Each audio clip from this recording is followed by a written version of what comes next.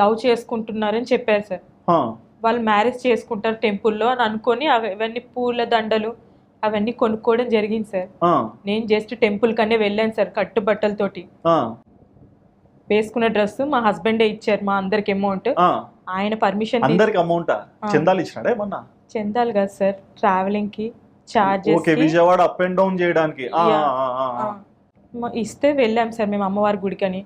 అమ్మవారి గుడికి అని చెప్పేస్తే బలవంతంగా మ్యారేజ్ చేసుకున్నాడు. ఎవరు? కామేశ్వర్.